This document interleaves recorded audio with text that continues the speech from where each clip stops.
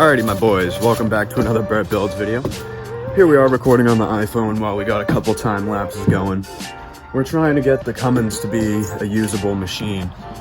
Not that it doesn't run and drive and start and move and whatnot, but you can't really daily something that doesn't have a bad headlights, tail lights, start with a key, air conditioning, heat. Yeah, cruise control, power steering, air filter, exhaust, lights, solenoids, fuel systems, beds. It's all gotta get done. We got like people driving by looking at me like I'm crazy. Am I? So here's the new headlights. They are from Spider. I already dropped this one on the ground. As you can see, it's like scratched down there. From Spider, same ones we got on the 6.4 over there. We've had them for a long time actually. But finally get to get rid of these fish bowls. You can see in there. There is actually a good amount of water in there, a couple inches. Gotta get stuff done. Right now we got a homie on his way to buy this here tailgate. Didn't clean it up or anything for him. Gonna let him look at it and firm on the price, so he'll be taking that up on out of here. Our Cummins is still chilling right here, getting ready to be worked on. Like I said, we're gonna be having a separate series, completely separate series before we put this engine into the truck. God damn! About what goes into building a P-pump mechanical injection 24 valve Cummins. Good, how's it going? But yeah, the step works and stuff too. Here, this whole spot. What year is the truck? 08? 10. 10? Yeah. Safe tailgate. Did you get the backup camera? Back camera stuff. Yeah. A mess. This thing right here was a beast. We just got that up on out of here. The wiring harness for the 6.4. Labeled all the sensors and such. Didn't have to. Sending this on out to diesel conversion specialist, like I said. But yeah, let's get on to this thing.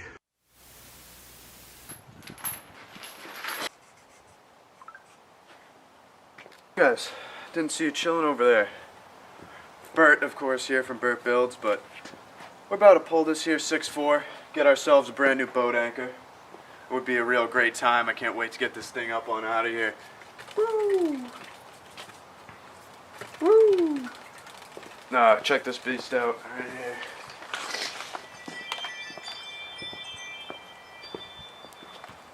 This is the wiring harness off this here 6.4, and yeah, I'll be doing a review, like I said, on that engine when we put that together, but this is just the first steps. You can see, got all the sensors on here, everything labeled, looking all good. We are working out the process here, usual. Milwaukee is the god, boys. Make sure you follow Burt Builds on TikTok and Instagram. Figure out why these tools are the best, of course.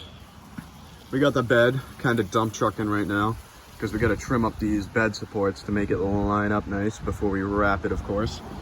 Kind of testing the limits of our copper pipes and wires. LOL. See, we like to hide the cameras in here, so people driving by can't even tell that there's a famous YouTuber that's living right here, you know, in this driveway, on this ground.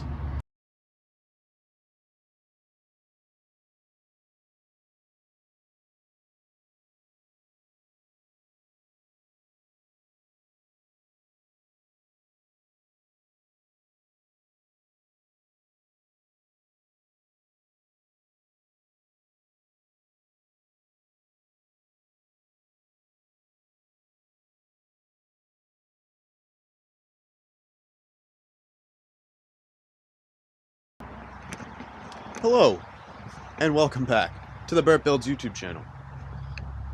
If you're not a subscriber, please do me an amazing favor. It's free, takes literally 0.1 seconds.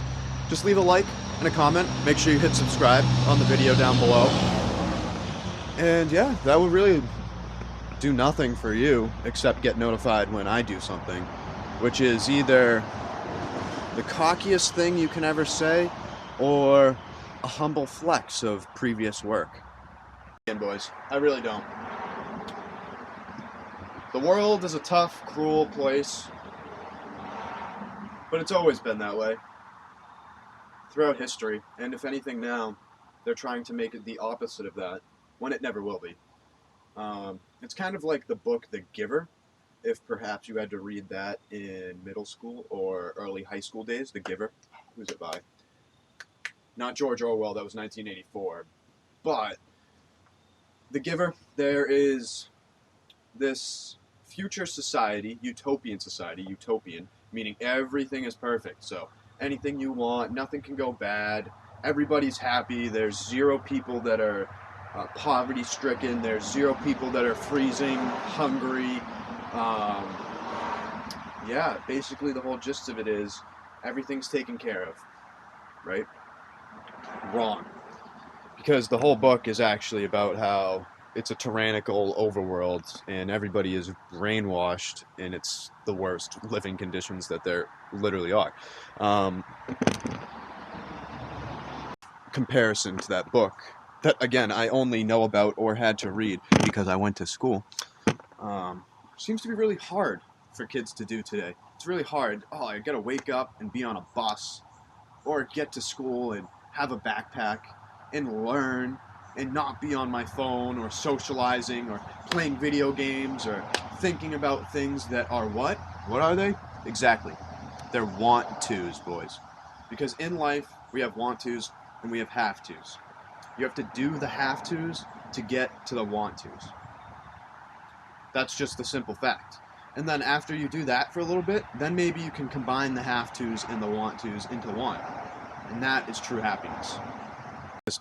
What do they hate doing? Going to work.